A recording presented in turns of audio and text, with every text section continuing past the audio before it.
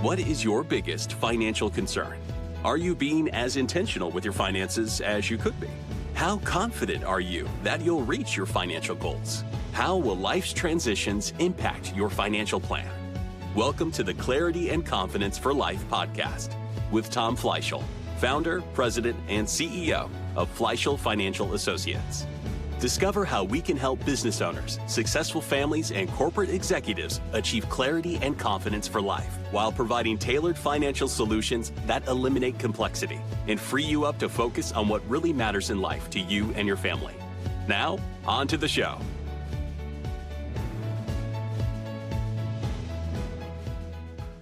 Hello and welcome to Clarity and Confidence for Life with Tom Fleishel. Tom, what's going on? Oh, just a wonderful day in paradise. Love it. Love it. I'm so excited. You are bringing on a guest today, and I know the topic of what you're talking about. I don't know all the things you're going to talk about, but man, I'm super excited. Who did you bring on? And why don't you tell the audience what we're talking about?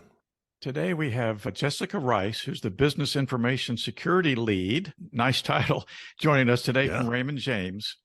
And she's going to talk about cybersecurity. A lot of our clients are concerned about what's going on in the world and their personal information and just scams that are out there. So I'm really looking forward to hearing from Jessica and all that she can do to help make sure our clients are protected.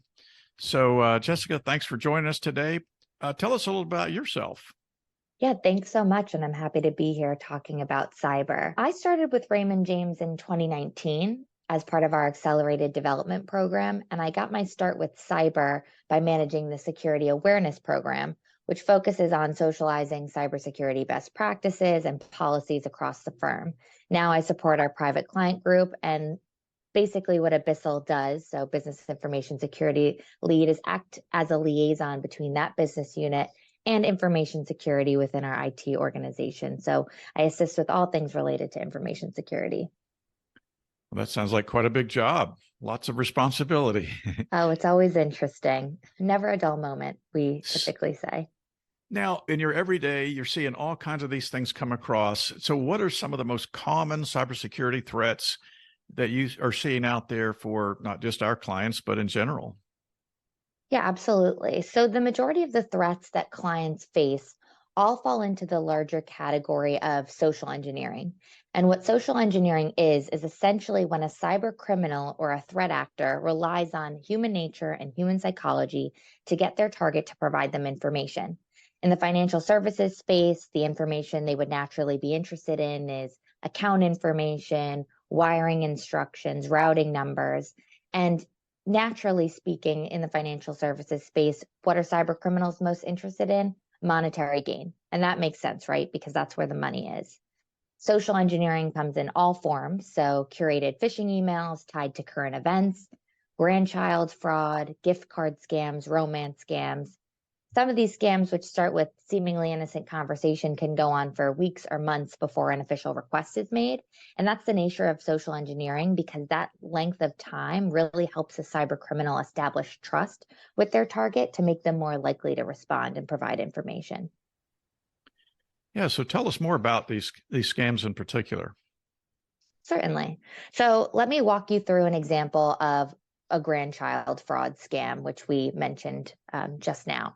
These are targeted specifically to our older population who may not know their way around technology and how cyber criminals operate online. Grandchild fraud is fairly simple. So a cyber criminal will call their target and pretend to be the target's grandchild. They'll say something to the effect of, "I need help, I'm currently in jail, I'm afraid," or something to the effect of, "I'm in the hospital, the bill is really large, please don't tell my parents. Can you help me post bail, pay my bill," whatever the request is, and it most often has to do with money. The grandparent will understandably be upset and they'll want to help in any way that they can to get their grandchild out of a distressing situation. This is where the cyber criminal posing as the grandchild will then provide instructions for where to wire money in order to post bail, pay the bill. You'd be surprised to hear how successful this is. The natural next question is, what can you do to avoid falling victim? The first piece of advice is not to panic, which I know is easier said than done. The cyber criminals want you to panic because when you do, they know that you may overlook some obvious ways to validate whether the request is real, whether the situation is legitimate. So if you can take an extra 20 seconds before reacting, you're in a better place to respond immediately. So the second recommendation would be, and this is true for most scams, consider whether there's another communication channel that you can use to validate the request. For example, try calling your grandchild using the number saved directly in your contacts. Call their parent, regardless of if the scammer says, don't let anyone know, right? Use your best judgment. Call another family member. And this has been known to stop a scam in its tracks. Most times when the grandparent calls their family member, they're able to confirm that their grandchild is not in the situation that the cybercriminal is claiming that they are in. So Jessica, I'm just curious about that. Wouldn't a grandfather or grandmother recognize the voice of their grandchild? I mean, if it's not someone that is, I mean, how could they be that fooled? Or is it just, I mean, they're just vulnerable because I've said my name and right. They assume it's their grandchild. So right. And oftentimes adding in detail or like your name, like the grandchild's name, like certain situations, maybe location that they live in, or maybe where they're going on vacation can add to the legitimacy. But in most cases, the scammer does not sound like the grandchild. That's true. So it really is relying on that human emotion where you may overlook some of the more obvious red flags within that threat itself, because you're panicked and because you obviously want to help your family member. So, and also to note, right, when we don't know these scams exist, especially for more at-risk populations, elderly populations, they may be more unsuspecting as to that this is a type of scam attack and that fraudsters will pose as grandchilds. We don't think like criminals, right? So it's hard for us to put ourselves in their shoes and think, how low would they stoop? And this is a prime example of that. There is, of course, other technology that can actually make a voice sound like somebody else. That's called deepfake technology. We see that with AI generators as well more recently, and that makes it a little bit harder to spot. I haven't heard of any cases recently in which that's been used to successfully dupe someone into thinking that they're somebody else, especially with these grandchild scams. It will be typically low level of sophistication, and you do need content to input into these generators to make that voice sound similar to the person that you're trying to impersonate. So, we have a lot of folks that are elderly and getting up in age, and let's talk a little bit about some of the scams that are maybe more susceptible to folks in that age group. Yeah, absolutely. In general, I think within that social engineering bracket, you'll get a lot of seasonal type of scams. So think tax fraud, right around tax season. You may be more likely to receive an email, a text related to filing your taxes, or click here for a deal to get discounted, tax filing software.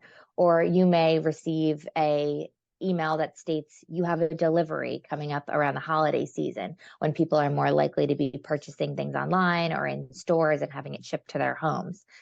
Cyber criminals know around these particular seasons what type of emails, communications are being utilized, and they'll actually purposely copy those to kind of fit in seamlessly to be something that a individual might expect more.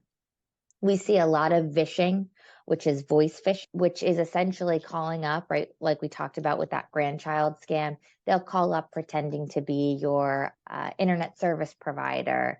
They'll call up pretending to be Amazon. And you really have to ask yourself, right, what evidence do you have that that person is who they say they are? And oftentimes we recommend taking a pause, as we talked about, and thinking, how can I validate whether this is true?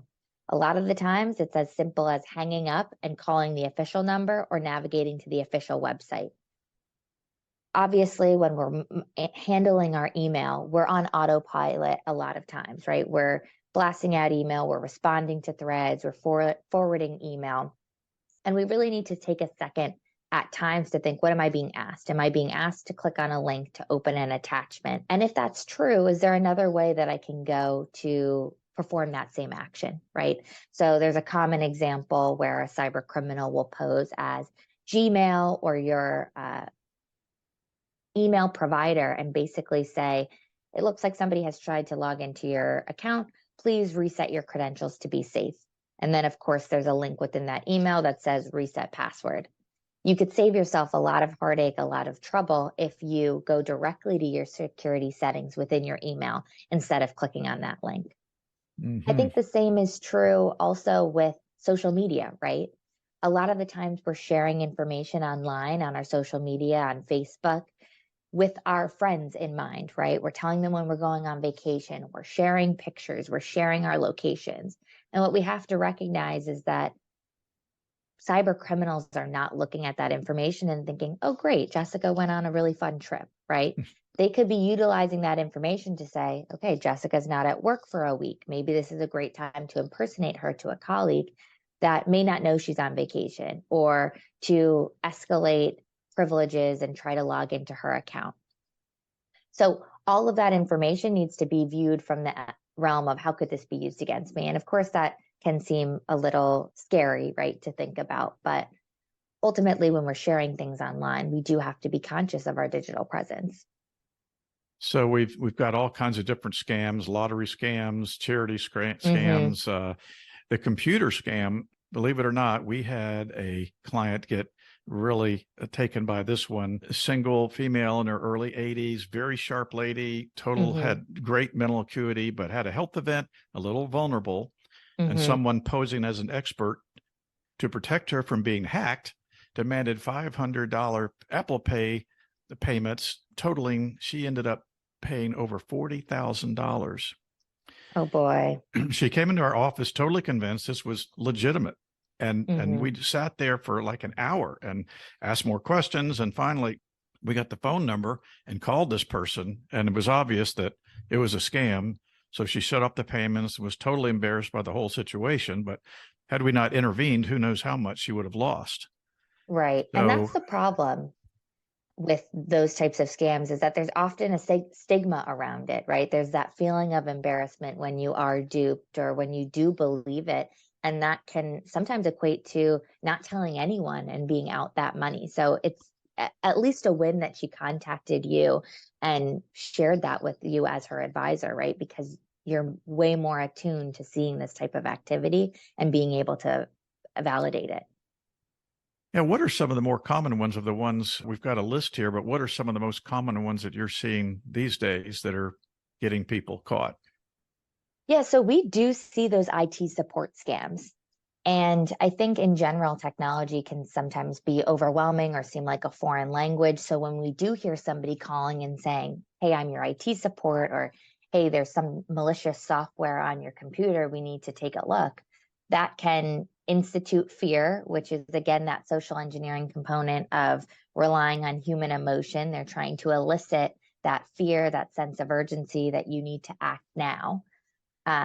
And essentially, the other component of those types of threats with IT support is sometimes it will start with just a phone number.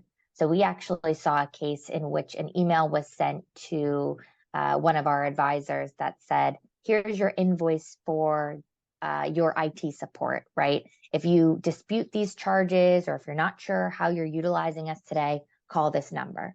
So the call to action was relatively benign, right? Simply call to validate. You're thinking it could be legitimate. They're not asking me to download anything.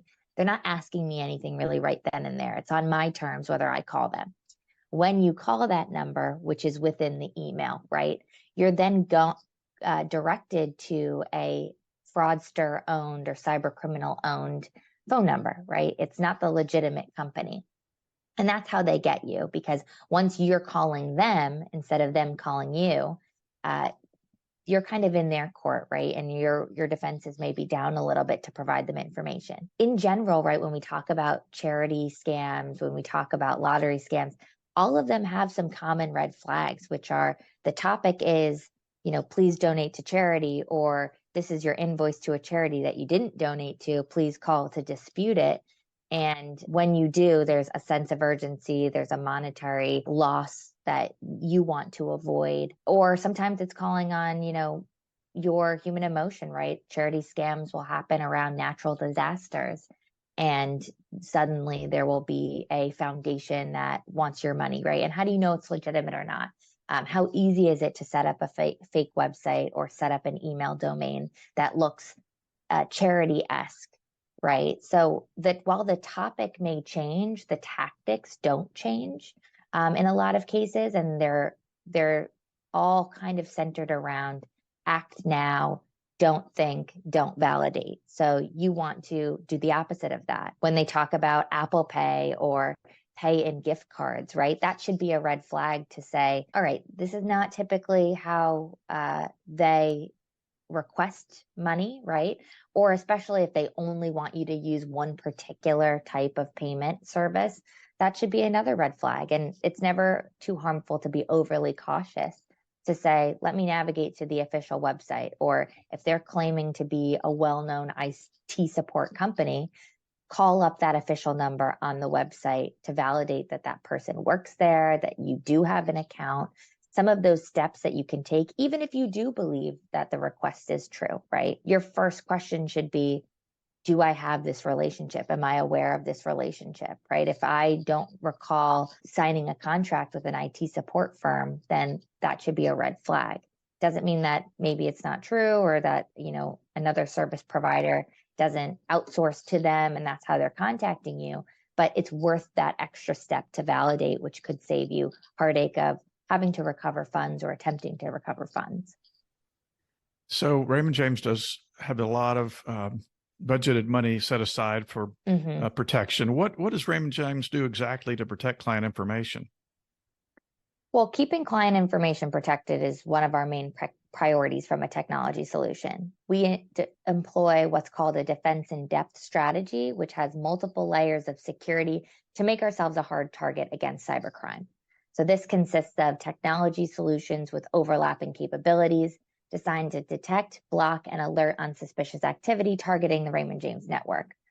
Public-facing websites like our client login portal are naturally gain increased attention from cyber criminals. So we have extensive alerting and defenses in place to parse out suspicious traffic from legitimate clients looking to log in. We also place an emphasis on the last line of defense, which is us as humans. So we have a team of security professionals that are monitoring our systems 24/7, 365 days a year, focused on reacting to alerts and cases that rise to the level of sophistication that require human intervention. And we also test those professionals. We also test our technology defenses by employing red teams and doing backup and disaster recovery exercises to make sure that everything is operating as expected. One of the things we like to use is the vault on our client access for clients to be able to load up secure documents and have them available 24/7 worldwide. Like if there was a health event and they needed to get their healthcare surrogate document, that type of thing. But, I think sometimes clients have a little bit of concern, how secure is that information to safely put, tax returns and deeds and insurance policies and all that personal identifiable information on there. How protected is that? What kind of security do you guys have in those situations? Yeah, Vault is a great way to store your sensitive information. And I often actually recommend that over sending it to your advisor via email. We have enterprise firm level security defenses on Vault, supervising the upload, the download, securing it with all of our security expertise behind us, as opposed to some unmanaged personal emails that are often become the source or the channel that you use to transmit your sensitive information. So I even say, take your sensitive information off email and just work with Vault and share documents with you as their advisor directly there. Because we do have so much security and alerting on client access, Vault is a function within client access. And we really make sure that we are monitoring for suspicious activity, updating signatures related to what we see out in the wild, which is the real world of what's actually happening from a cybersecurity standpoint. What are other companies seeing? We're constantly taking that information, partnering with law enforcement to update and boost our security posture. So if we're putting that much time and attention into securing our platforms, leverage what we have already, especially if you're a client. And that also in and of itself creates a red flag, right? if you say to your client, right, or if your client says to you, hey, I'm never going to email you my tax documents, I'm always going to upload them through Vault. That then serves as a red flag for you if you see a tax document come through and you know that that client has stated that they'll never do that, right? Some of those I never statements help in securing those relationships because that client's email may have been compromised and now somebody's trying to target you as their financial advisor. So I definitely recommend Vault as that secure portal to upload sensitive information. It's encrypted, it's secured, it's supervised. And why not, right? Especially when the alternative is email, which is not secured by a firm, right? Well, you do have the protect that you can put in brackets when you send an email, Yes. and that does provide some security. But I get all the time, and I try to remind clients, please don't send anything with any personal identifiable information in an email and an attachment. I had a client send a annuity statement to me that, this is what I got, from the annuity company, and it had some information. And then the client sent their tax documents unsecured. So if for folks that are listening, please don't do that because it's not secure. So yeah, let's use the Vault, or at least use that protect in brackets in the subject line on the email. How much protection does that provide, Jessica?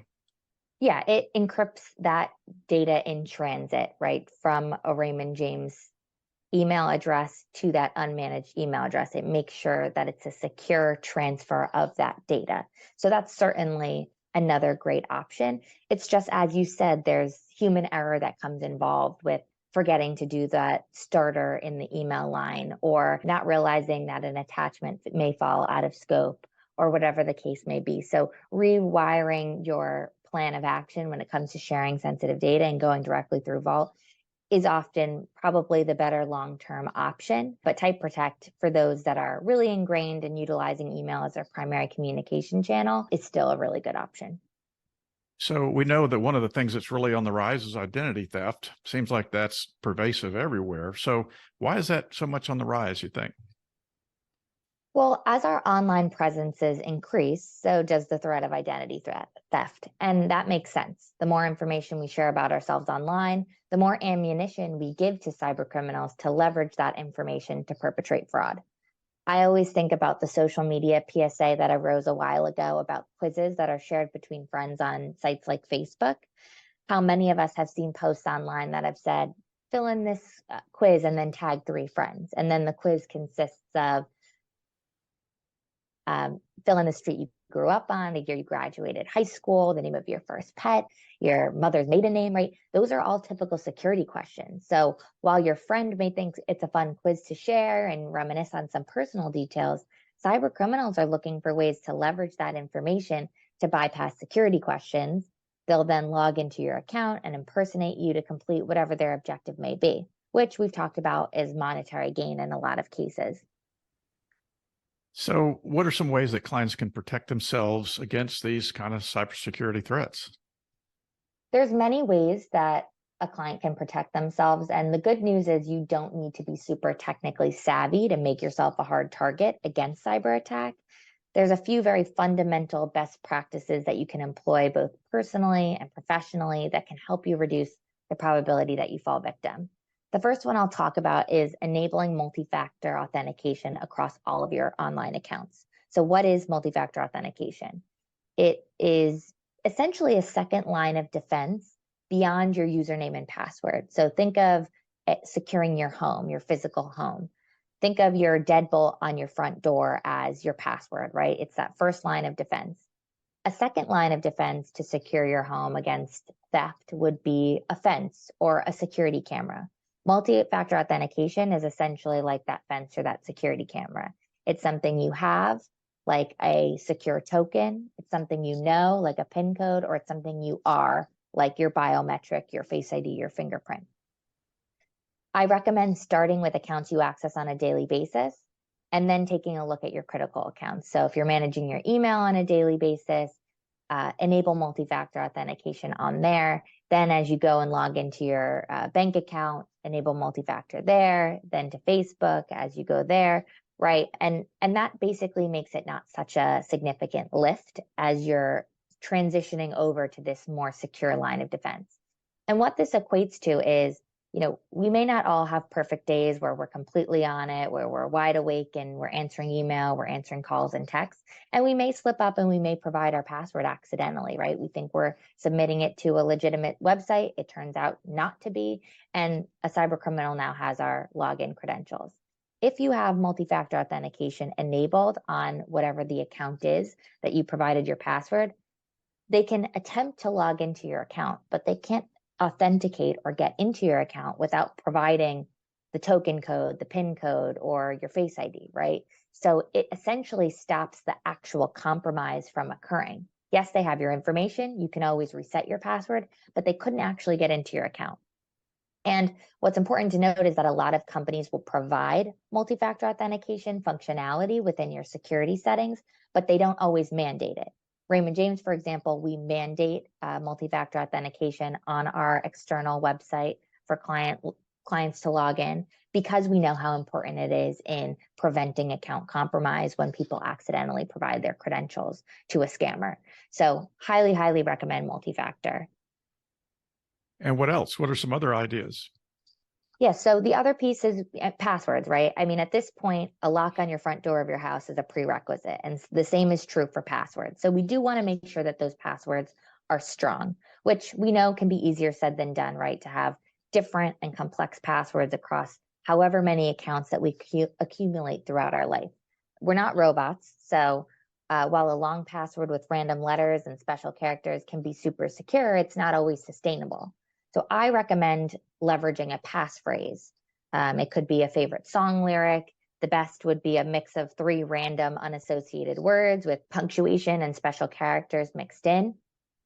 And I would also go through the exercise of maybe looking up or searching the top most common passwords. That could be a pretty sobering exercise, right? If you see your password on there. What we know to be true is cyber criminals will go for welcome, hello, or spring 2023, and hope that those work first, right?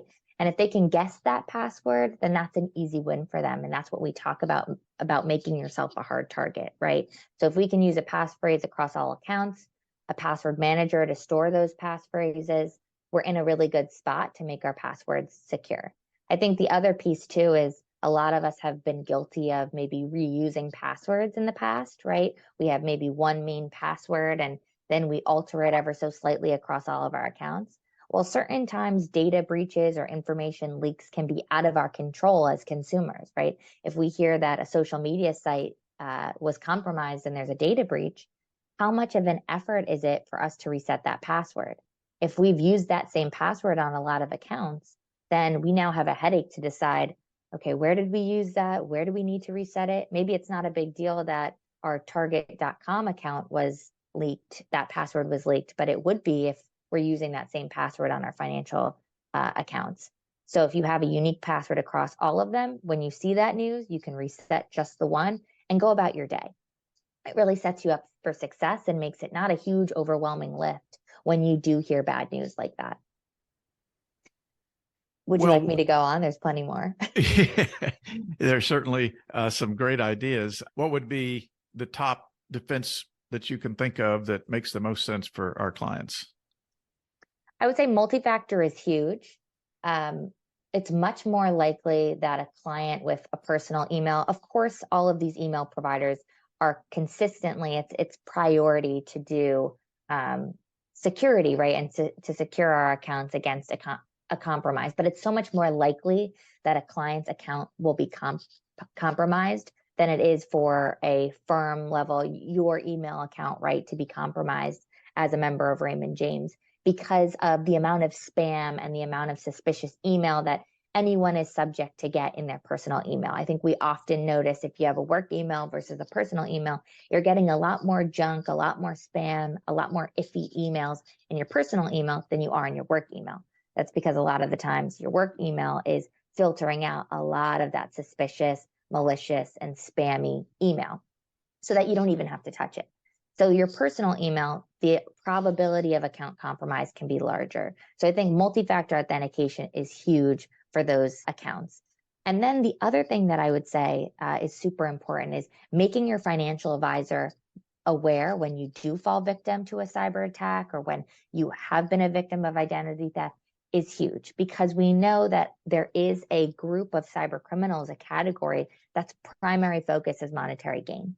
So the first thing that that suite of cyber criminals will try is to get into your financial accounts. So if you can make your financial advisor aware, we then could put in added protections on your account. We can then watch and validate different requests, right? We have a lot of cases in which a client will be compromised, and then the advisor thinks to themselves, I got an email, it doesn't seem right. Let me just call them and validate that this was their request, right? It doesn't really sound like how they normally communicate. At this point, you've built up a good relationship, and you know how they sign off on email, how they communicate. And so calling them and making them aware, oftentimes they'll find out when that advisor does call and say, you know what, my gut instinct, it didn't seem right. That client will say, oh, yeah, I've been dealing with an account compromise. My email got hacked and I've been trying to go through my contact list. I hadn't gotten to you yet. Of course, there are other pressing people to involve, but your financial advisor should be at the top of your list, right? Because they can then act as that second defense against any additional threat that a cyber criminal will pose to your information.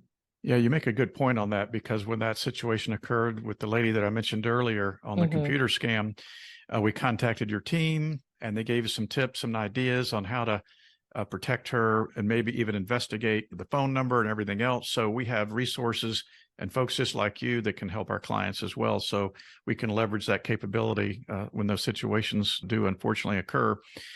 I did want to see if we can try to wrap up with just some real practical safety tips that you can share with our clients, that just some real great simple ideas to make sure they're protected better.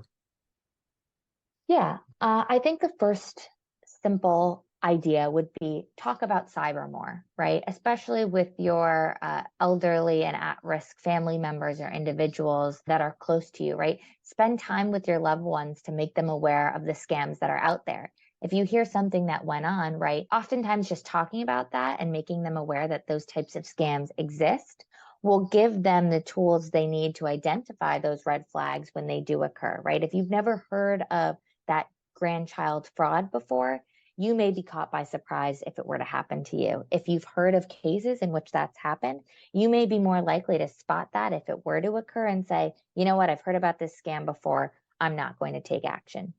The other simple tactic that I recommend is simply not responding, right? A lot of the times it's human nature to get angry if you feel like you've been scammed and want to respond and say, I know you're a scammer, or I've caught you, or whatever the case may be in trying to outsmart that scammer. It truly is best not to respond. It gives them no ammunition against you. A lot of the times, especially with spammers who are maybe trying to make telemarketing calls or anything like that, I would simply think through the fact that if you respond, you could end up on a list that says, hey, this person is likely to respond and maybe they'll contact you again. So not responding, deleting the email, reporting it to whatever the site is that it's associated with can all be a great way to make yourself a hard target. Yeah, and things like, don't pay for things you don't remember ordering. Don't give your personal information to unknown third parties. Absolutely. You had some other great ideas that were listed here. Right. Yeah. Not clicking on links in suspicious emails, not opening attachments. Don't let strangers you don't know enter your house, right? Be wary of people that come into your life online, right? Or caretakers or suitors online, right? That are, you don't know, you've never met them, or there's no plans to meet them in real life, right? All of that should be a red flag to say, let's avoid those people that we don't know. Don't give your personal information to unknown third parties, as Tom mentioned. If somebody's calling you and asking for information, think, if they're pretending to be my credit card company, don't they already have this information? Why do they need it now, right? Hang up that phone. As I talked about, simply not responding is huge. And, there's plenty more simple things that you can do, but really being aware of your online presence. What am I posting? How can I make sure that I'm not being targeted by something, right? If somebody knows your name, your political affiliation, your address, right? You have to think about, have I posted that online somewhere? And could that have been curated to send me a call, or that maybe seems a little bit more targeted than it actually is? A lot of the times these scams will seem really targeted to us, and it'll leave us thinking, how did they know that about me? But what we don't realize is that there's a lot of information about us online, whether it's on our public websites, our social media profiles, certain things that we have to register for, that's public record, right? All of that can be used by a cyber criminal and to tailor to campaigns. So if we can know that in advance, we can be a little bit more skeptical as we go about getting random requests online, right? Well, this has been fantastic, Jessica. I really appreciate the information, and I'm sure our clients are really going to value this, because with just so many issues out there today, we have to worry about so many things, unfortunately. It's been a great session. Any final last tips or ideas that you wanted to share before we wrap up? Yeah, a couple, right? So I would ultimately end with know your limits, right? If you're not super technically savvy, then there's no need to listen to this call and try to implement everything all at once. I think the first thing would start with, what can you do that's easy, right? If you can start implementing multi-factor on all of your accounts as you're logging in, that's a great first step, right? It's all about creating a good cyber hygiene and making yourself a harder target. So don't feel overwhelmed, start small, and then work towards that more secure lifestyle of leveraging the tools that we talked about here and some of the best practices. It's not 0 to 100, right? You can start very manageably. Fantastic. Thank you so much. Eric, do you want to chime in and close us out for today's session? Yeah, absolutely. This has been fantastic.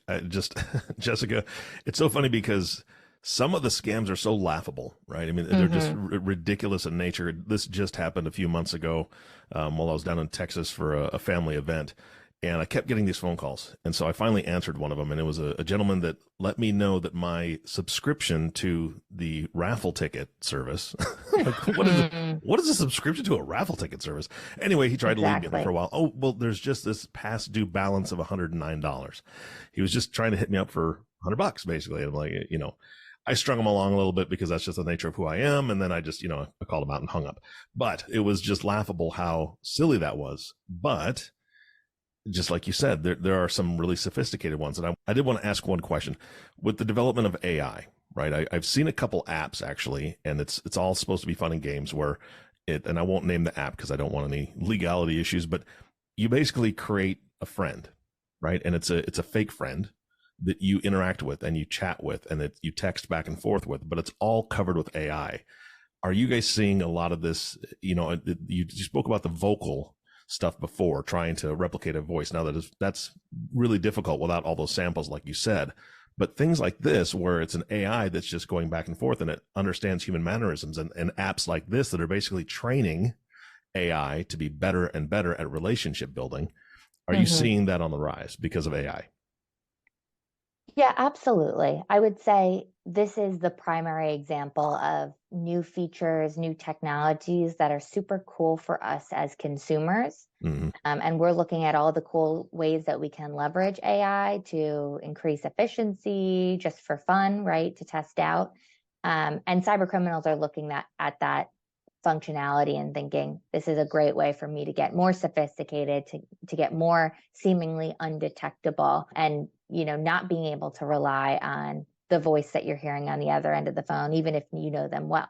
I think we're maybe a little bit a ways from that becoming the only type of vishing or phishing type scam that we see. We will still always see these low level sophistication attacks as well, in which a scammer can just easily call up, right? You have to be a lot more targeted to sound like a specific person than just to call up and say, hi, I'm your granddaughter, right? There is that element of targeting that does come into play if you're impersonating a particular person. But it is something to keep in mind as that new technology rolls out. And that's why validating in other channels is huge, right? The official number, the official website, your family member, is that the number that they typically call from on their contact, right? Some of those low level red flags can really serve to protect against even some of these sophisticated style scams. So it's certainly something to watch out for. And I think those that are already dabbling in AI and what's come out recently, should also be kind of looking at it from the cyber perspective as well. As you're interacting with these generators, right? Even if it's not, the output is not voice, but you're having a chat conversation. Are you implementing sensitive information, right? Are you inputting sensitive information into those chat bots that can be consumed by other people, right? Because those generative AI tools are ingesting that information and using it to become more concise or conversational or more accurate, right? So you also want to avoid inputting personal or sensitive information or information that's neither of those, but you just don't want everybody to know, right? So that as well, that kind of navigating online piece is also something to consider when we think about some of that new technology. Yeah, absolutely. Jessica, thank you so much again. This has been fantastic. Tom, what I'm hearing as a theme is that you need to be confirming with people that you trust, people that you already have relationships with a lot of these scams, right? It's verify, verify, verify. Make sure that it's safe. And one of the best ways to do that is to verify this with somebody you trust. Absolutely. As far as Raymond James is concerned, you guys have a ton of things in place to keep people safe. And you are that trusted advisor that people can reach out to. And so I want to ask for your contact information because you've got new listeners all the time. And if they're just not sure, maybe the people that they're working with currently don't have these things in place, or maybe they just need to ask that question. How do they get a hold of you so they can talk to somebody? I would love to give that, but I do want to ask one more question to Jessica. Please. Jessica, I just came from a conference and learned about this new AI tool called Chat CBG, or is that the right? GPT. With that? Yeah. What's the deal with that? Is that something that's could be potentially used against us? So essentially, Chat GPT is what we're talking about here, which is that generative chat tool. Some of the considerations that Raymond James is tracking is the accuracy of the data that you input. And what I've talked about here is super true in terms of, while we kind of compare this to search engines, right? Searching in your search engine browser, asking a question and seeing if you can get results. Chat GPT is very similar, except for you word the question within that tool, and then they output the answer for you based on their database of information. That database of information is getting better and better. There is a period of time where, and we're kind of there now, where you do have to question some of the accuracy of the information that is being outputted, because it's been known to provide incorrect information. In terms of, can this be used for scams, right? Cyber criminals are creative, so I'm sure they will find a way to leverage this information, whether it be it's a quick way for them to get some reconnaissance on a particular company, if they're going to pose as an IT support company, right, and create a scam. It could be a way to gather that information quickly, or research their targets more in depth, right, or curate these spam emails more quickly, basically crafting or formatting that email utilizing these tools. So certainly there is ways to do that. When we talk about voice impersonating, ChatGPT is more of that online chat functionality at this point in time. So it would look a little bit different in that space, but certainly everything I mentioned in terms of considerations when inputting information holds true for ChatGPT. Well, thank you. I just hope that in the future we won't have like the Terminator movie where some can get on and emulate our voice. Exactly. Absolutely. If so, I'm out of a job, man. So. All right. Well, again, both of you, thank you. This has been so informative. Tom, how about that contact information so people can reach out and hear all the security things that Raymond James implements with their clients? Absolutely. Our website is fleishelfinancial.com. And our phone number is 386-738-1800. Fantastic. Again, thank you both. And of course, our last thank you goes to you, the listening audience. Thank you so much for tuning in and listening to the Clarity and Confidence for Life podcast with Tom Fleishel. If you have not subscribed to the podcast yet, please click the subscribe now button below. This way, when Tom comes out with a new podcast, it'll show up directly on your listening device. And we humbly ask that you share this podcast, rate it, and leave a review, as this actually does help others find the show. Again, thank you so much for listening today. For everyone at Fleishel Financial Associates, this is Eric Johnson reminding you to live your best day every day.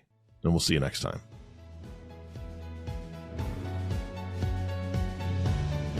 Thank you for listening to the Clarity and Confidence for Life podcast. Click the subscribe button to be notified of new episodes when they become available. The information covered and posted represents the views and opinions of the hosts and/or guests and does not necessarily represent the views or opinions of Raymond James. This content has been made available for informational and educational purposes only.